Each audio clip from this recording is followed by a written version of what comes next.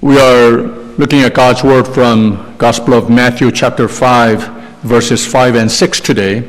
It's about gentleness, being meek, righteousness, and pure in heart as elements through which we experience God's blessing in our lives. Last Sunday, we shared a little bit about gentleness. We said that the original word, praus, was that we are to live according to God's will, His Word. And that is the sure way to attain the blessed life that God designed for us.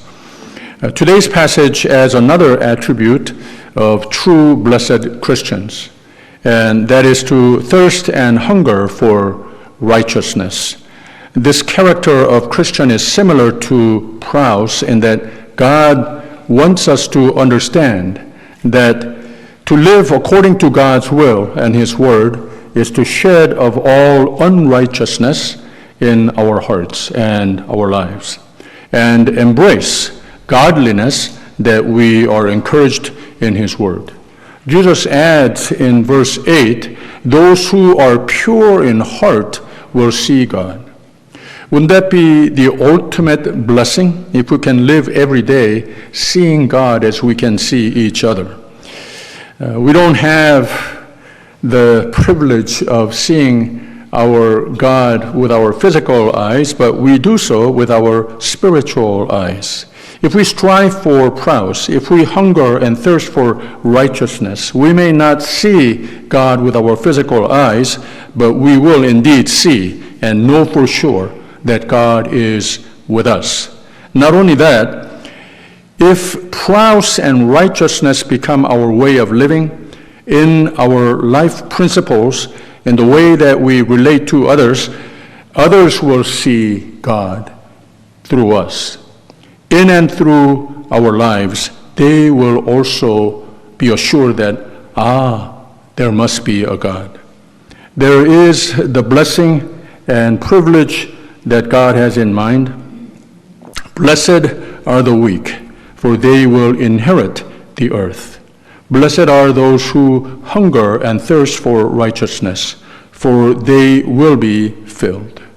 May this be God's blessing in your lives as we worship Him and as we do our best to embrace God's gift of His Word, which is life itself to us. 아멘.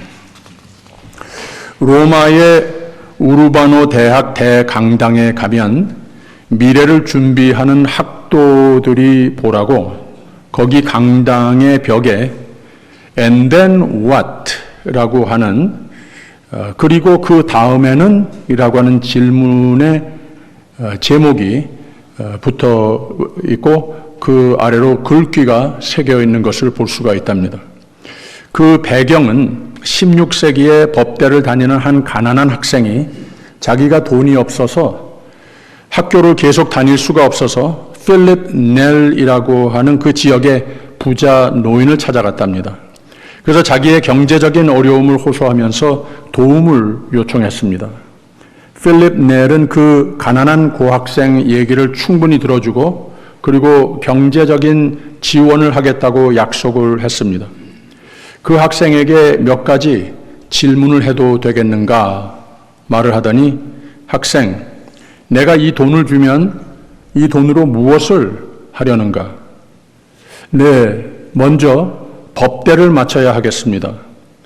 그리고 그 다음에는 네, 변호사가 되렵니다. 그리고 그 다음에는 네, 돈을 많이 벌어야 되겠죠. 그리고 그 다음에는 네, 집도 사고 마차도 준비하겠습니다. 그 다음에는 결혼을 하겠습니다. 그리고 그 다음에는 자식을 낳고 자식을 교육시켜야죠. 그리고 그 다음에는 네, 자식을 성장시켜서 출가시켜야죠. 그리고 그 다음에는 점점 나이가 먹고 늙어 가겠죠. 그리고 그 다음에는 이 시점에 와서 이 질문에 이 가난한 법대 고학생이 깊은 상념에 잠겼습니다. 아무 대답도 못하고 고개를 떨구고 한참 생각을 하고 있는데 이 노인이 아주 분명하고 강한 어조로 다음 말을 이어갔습니다. 그리고 그 다음에는 죽음이다. 그리고 그 다음에는 심판이다. 그리고 그 다음에는 영원이다. 이 한 노인과의 대화 속에 깊은 깨달음을 얻은 이 법대생은 변호사로 성공을 하였고 마침내 그 대학 총장이 돼서 그리고 그 다음에는 이라고 하는 타이틀을 가진 경구를 공부를 하고 있는 학생들이 매일 쳐다보라고 그 강당의 벽에 새겼다고 하는 말입니다.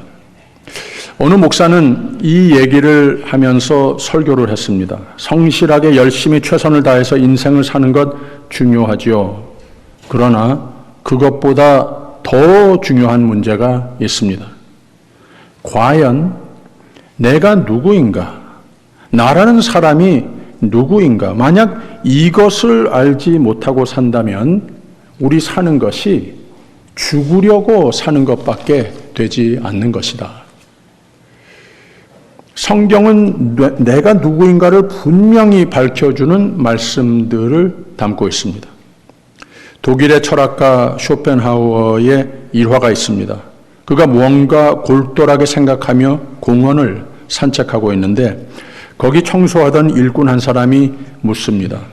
당신 누구요? 쇼펜하우어는 대답을 이렇게 합니다. 나요? 자꾸 잊어버려서 지금 내가 누군가 생각을 하면서 걷고 있는 중입니다. 라고 대답을 했답니다. 우리 모두는 누굽니까? 라고 물으면 대뜸 잘 대답을 할 줄 압니다. 내 이름을 댈 수도 있고 가정 얘기를 할 수도 있고 고향 학력, 직업 또는 교회 직분 얘기를 할 수 있을 겁니다. 그리고 이런 사회적 아이덴티티를 목표 삼기도 하고 자랑스럽게 여길 때도 있고 이게 못 미쳐졌을 때에 좀 부족하다고 생각이 될 수도 있습니다. 이게 다 나의 아이덴티티라고 생각을 하고 산다는 거죠. 소크라테스는 Know thyself, 너 자신을 알아라 라고 말했습니다. 그가 주장하는 바는 사람은 자신을 누군지 알지 못하고 살고 있다. 나를 모르고 인생을 살아간다. 그러면서 나는 내가 나 자신을 모른다는 것을 알고 있다. 이게 지혜이다. 내가 나를 모른다고 하는 것을 아는 것이 지혜이다. 라고 그랬습니다. 멋있는 말 같기도 하고 무슨 말인지 오락가락하기도 하고 그렇죠. 우리는 바삐 돌아가는 세상을 바삐 돌아가며 살고 있지만 내가 누군가 그걸 생각을 가끔은 해보면서 살아야 되는 겁니다. 성경은 내가 누구인지 분명히 말해줍니다. 그뿐 아니라 내가 어떻게 살아야 하는 존재인가 이것도 내가 누구인지 알았으면 그러면 어떻게 살아야 하는 건가 분명히 가르쳐주는 책이 생명의 말씀 성경책입니다. 그래서 종종 성경은 인생의 매뉴얼이다. 인생, 이 몸을 가지고 이 세상에 사는 이 몸의 사용법을 담고 있는 책이 곧 성경이다. 이렇게도 표현을 합니다. 내가 누구인가? 요한복음 3장 16절에는 하나님의 사랑의 대상이다 라고 선포하십니다. 하나님이 세상을 이처럼 사랑하사 독생자를 주셨으니 저를 믿는 자마다 멸망치 않고 영생을 얻으리라. 여러분이 누구신 줄 아십니까? 하나님께서 이처럼 사랑하시는 분입니다. 인간의 말로 다 표현할 수 없는 이처럼 God so loved the world. 이거 외에는 표현할 수 없는 이만큼 사랑의 대상이 바로 여러분이라고 하는 것을 기억하시길 바랍니다. 내가 누군가? 하나님의 자녀입니다. 로마서 8장에는 너희는 하나님의 자녀라. 너희는 다시 무서워하는 종의 영을 받지 아니하였고 양자의 영을 받았으므로 아버지로 부르짖노라. 내가 누구인가? 새로운 피조물이라고 합니다. 그런즉 누구든지 그리스도 안에 있으면 새로운 피조물이라. 이전 것은 지나갔으니 보라 새 것이 되었도다. 내가 누구인가? 하나님의 성전이라고 합니다. 성령께서 내 집 사무시는 성령의 집이라고 합니다. 너희가 하나님의 성전인 것과 하나님의 성령이 너희 안에 거하시는 것을 알지 못하느뇨? 라고 그랬습니다. 즉 거룩하게 구별된 존재가 곧 나라고 하는 겁니다. 내가 누구인가? 하나님이 목자 되시는 생애입니다. 시편 23편에는 여호와는 나의 목자시니 내가 부족함이 없으리로다. 그가 나를 푸른 초장에 누이시며 쉴 만한 물가로 인도하시는도다. 하나님이 이렇게 복으로 채우시기를 원하시는 생애를 사는 이게 나라는 겁니다. 복의 근원이 돼주는 복도 살으라고 내가 너로 큰 민족을 이루고 내게 복을 주어 내 이름을 창대케 하리니 너는 복의 근원이 될지라. 이게 나라고 성경은 가르쳐주고 있습니다. 그러면 내가 누구인지 알았으면 내가 그 아이덴티티에 걸맞는 삶을 개발하면서 살아야 되지 않겠습니까? 어떻게 살 존재인가? 말씀을 먹고 사는 사람이 돼야 하는 겁니다. 여호수아서 1장을 보면 이 율법책을 내 입에서 떠나지 말게 하며 주야로 그것을 묵상하며 그 가운데 기록한 대로 다 지켜 행하라. 그리하면 내 길이 평탄하게 될 것이라. 내가 형통하리라 라고 했습니다. 어떻게 살아야 하는가?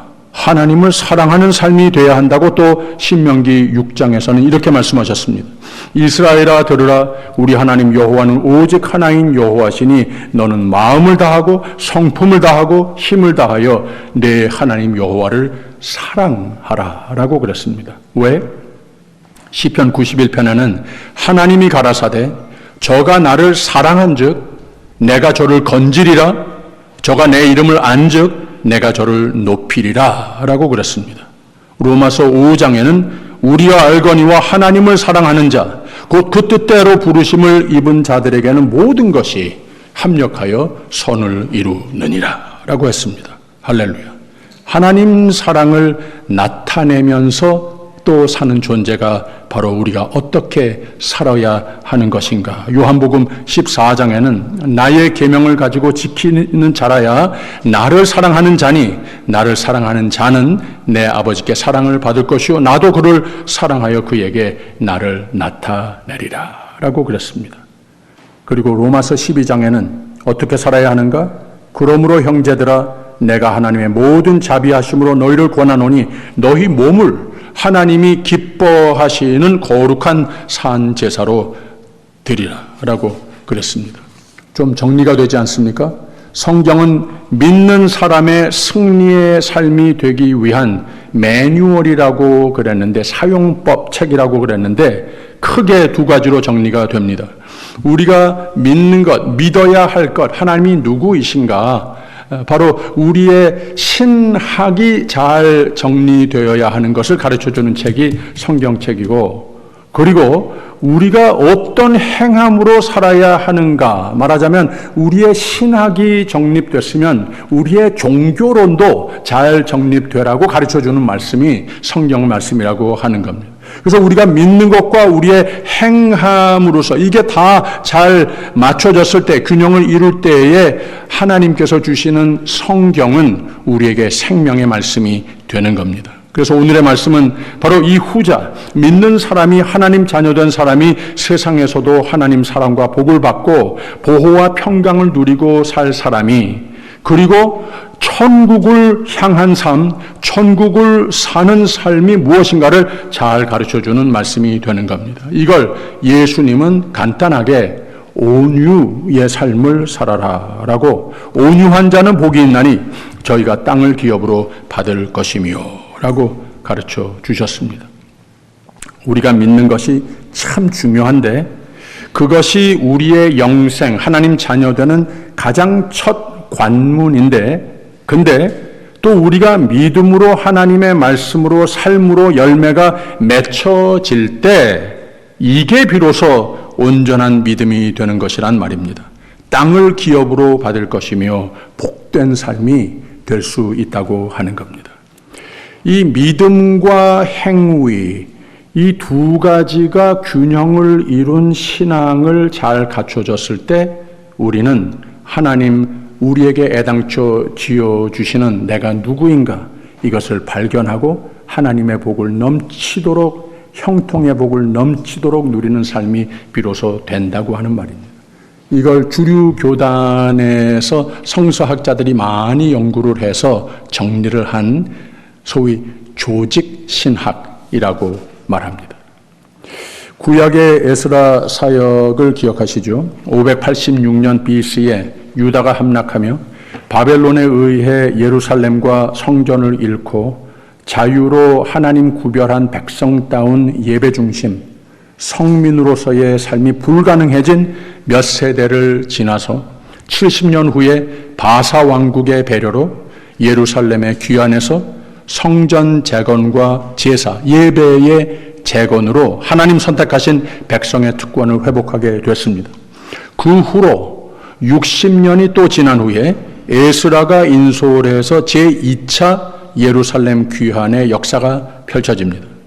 에스라는 예루살렘으로 귀환했고 성전이 재건됨으로 올바른 신앙 중심의 삶이 가능해졌으므로 이제는 나는 가서 하나님 말씀으로 잘 양육해서 축복 위에 더더욱 성화되어가는 나라를 만들어가면 되겠다, 이 생각만 하고 왔습니다. 근데 돌아와 보니 그 백성들의 모습이 자신이 기대했던 모습과는 너무도 달랐습니다. 하나님의 뜻에 성전은 건축됐는데 나라를 회복했고 바사의 최고의 배려도 다 소유하고 있었는데, 즉 믿음은 있었는데 그런 하나님의 모든 은혜가 있기 전과 전혀 삶의 모습은 변함이 없는 것을 보게 됐습니다. 오히려 더 하나님과 멀어진 모습이 됐습니다.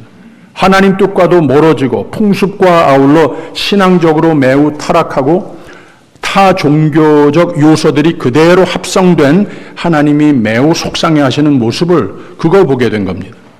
내가 누군지 잊어버린 겁니다.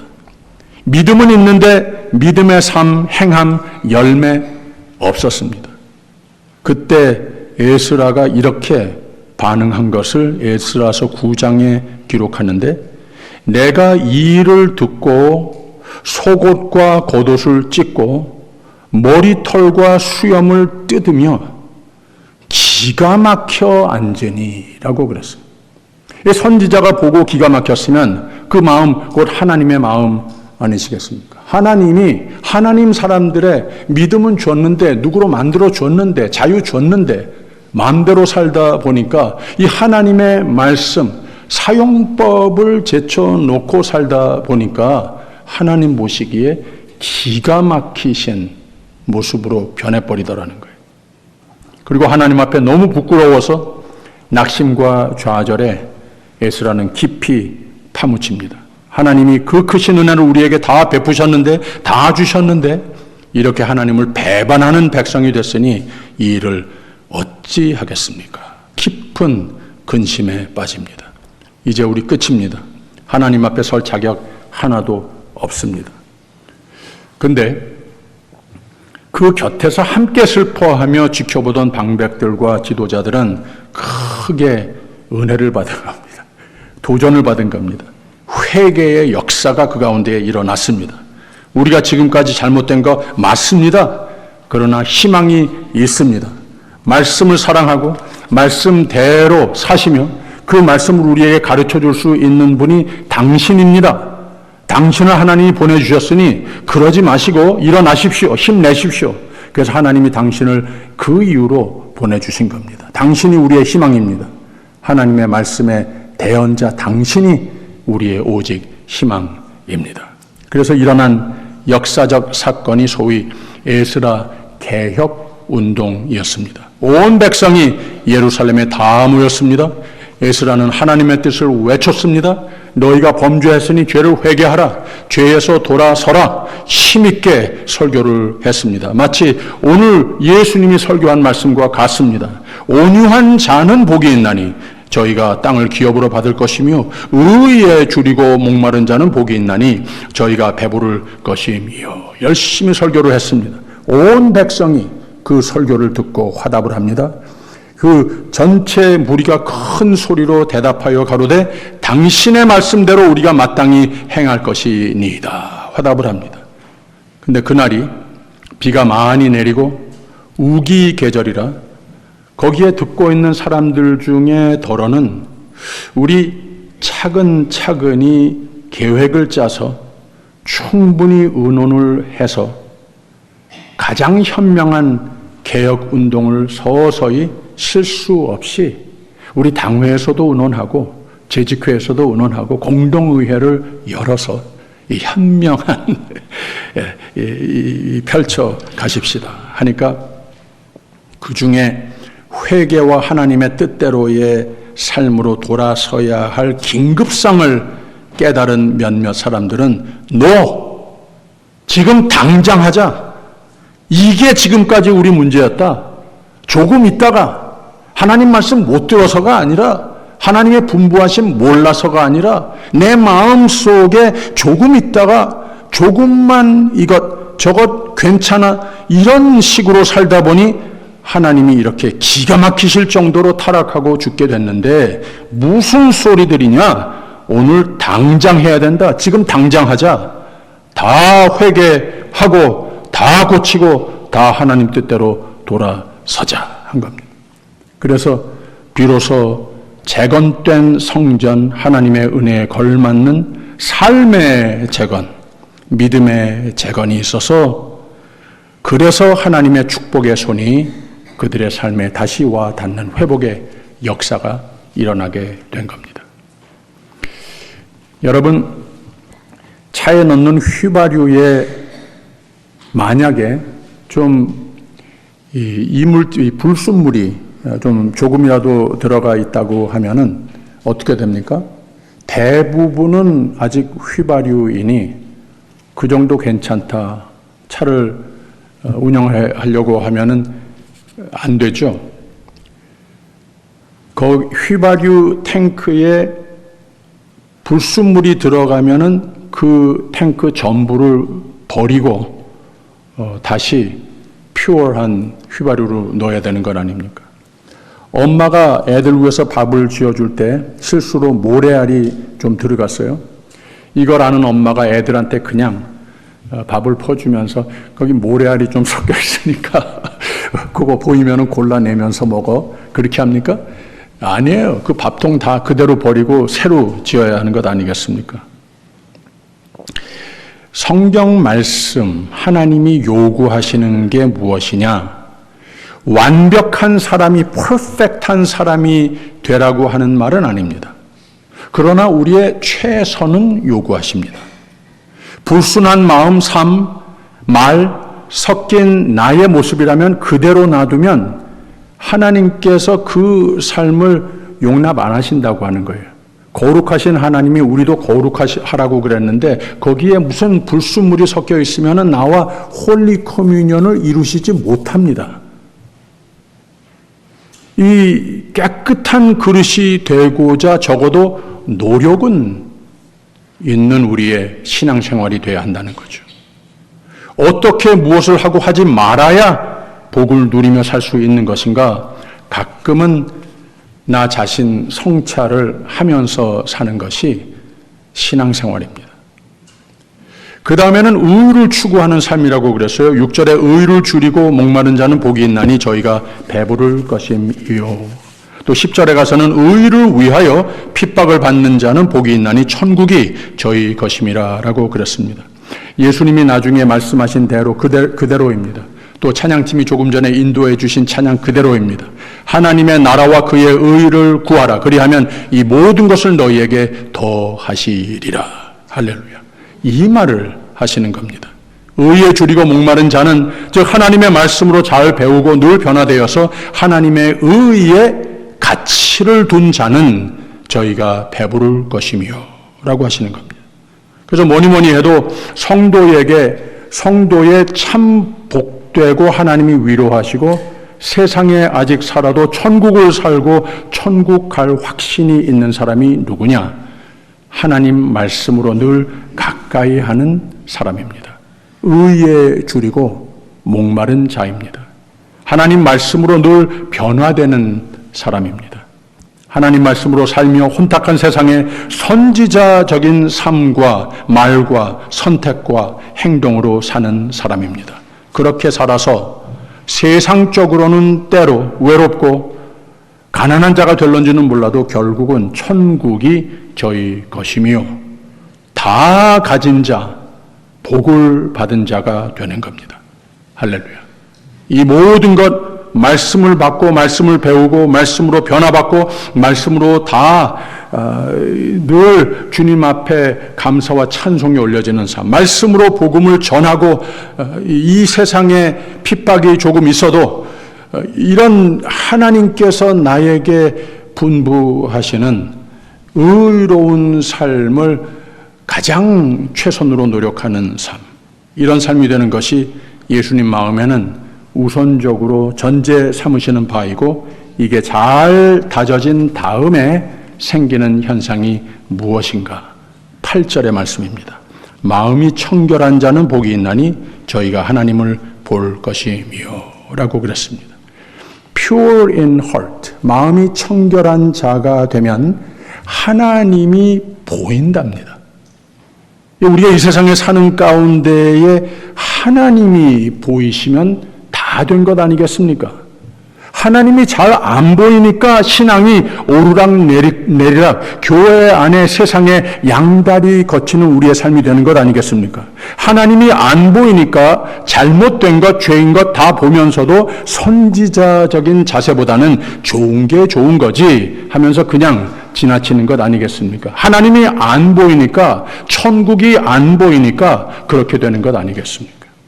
다시 의에 줄이고 목마른 자는 복이 있나니 저희가 배부를 것임이요. 그러면 마음이 청결한 자 된다는 거예요. 마음이 청결한 자는 복이 있나니 저희가 하나님을 볼 것이며, 하나님 말씀으로 변화된 사람은 그 마음 생긴 게 다릅니다. 예수님과 같이 어떤 유혹과 죄와 시험이 있어도 그거 안 보입니다. 거기에 같이 두지 않습니다. 사탄이 내 마음에 발둘 자리가 없어집니다. 왜? 내 마음이 청결하니까. 내 마음에는 성령이 충만하시니까, 하나님이 보이시니까 그렇습니다. 천국이 보이니까 그렇습니다. 할렐루야. 오늘의 교동문 말씀 아닙니까? 제일 첫 부분에 지혜를 얻은 자와 명철을 얻은 자는 복이 있나니 이는 지혜를 얻은 것이 은을 얻는 것보다 낫고 그 이익이 정금보다 나음이니라. 지혜는 진주보다 귀하니 너의 사모하는 모든 것으로 이에 비교할 수 없도다. 그 우편 손에는 장수가 있고 좌편 손에는 부귀가 있나니 그 길은 즐거운 길이요 그 첩경은 다 평강이니라. 지혜는 그 얻는 자에게 생명나무라. 지혜를 가진 자는 복되도다. 아멘. 예수님의 설교는 분명히 목적이 있습니다.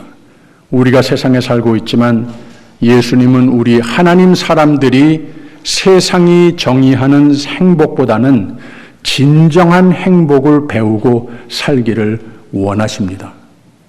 불순물이 섞여 있는 삶 되지 말라고, 그래서 순전한 복을 누리라고 부탁하시는 말씀입니다. 지난주에 말씀드렸듯이 세상은 행복을 잠깐 있다가 없어질 행복의 정의를 권면하고 자랑합니다. 부와 명성 또는 쾌락이나 실로 몸과 마음의 정신에 무익한 해로운 것들로 권유하면서 이게 행복이라고 하고 많은 이들이 그거 따라갑니다. 그리고 이런 세상적인 것들은 우리에게 오래 남는 몸과 마음에 좋은 유익한 행복이 되지 못하는 것도 우리 잘 압니다. 더 나아가 때로는 진정한 크리스찬의 가치관을 사는 것보다 세상적인 것들이 더 좋아 보이고 그것들을 추구하는 우리 자신들을 봅니다. 그러나 예수님이 이 귀한 말씀을 우리에게 주신 목적은 진정한 행복, 환경과 상황과 여건과 상관없이 마음속의 깊은 데로부터 샘솟는 듯한 마르지 않는 샘물 같은 행복으로의 삶으로 초대해 주십니다. 온유한 자, 곧 하나님의 뜻대로 살아서 의에 줄이고 목마른 자, 곧 하나님의 뜻이 내게 가장 값진 하나님 말씀과 성령의 충만하심이 나의 마음과 생각과 삶을 전적으로 지배하셔서 땅에서도 하나님의 풍성함, 형통의 복을 누리며 마음과 생각과 삶이 청결한 모습이 돼서 하나님을 보는 삶, 세상이 바뀌어도 세상이 뒤집혀도 나의 목자 되시는 하나님이 보이시니 확신으로 살며 하나님의 뜻이 내 삶에도 이루어지는 승리의 삶을 누리시기를 주님의 이름으로 축원드립니다. 우리의 한국의 전통의 달력으로 삼복, 더위에 굴복할 수밖에 없는 계절을 지나 그저께 입추가 시작이 됐는데 온유와 의를 추구하는 삶이 되셔서 시원한 초가을의 바람처럼 하나님의 시원한 은혜가 내 삶에 와 닿는 복을 누리시기를 주님의 이름으로 축원드립니다. 기도하겠습니다. 하나님 아버지, 우리를 이처럼 사랑하시는 아버지의 음성을 듣게 하시니 감사합니다. 사랑뿐인 하나님의 마음, 복 주시기만 원하시는 하나님의 뜻, 생명의 삶 되라고 분부하시는 하나님의 말씀 잘 따라 살게 하옵소서. 온유의 마음으로 의의 열매를 맺으며 하나님을 보는 삶을 오늘부터 살게 하여 주시옵소서. 예수님 이름으로 기도하옵나이다. 아멘.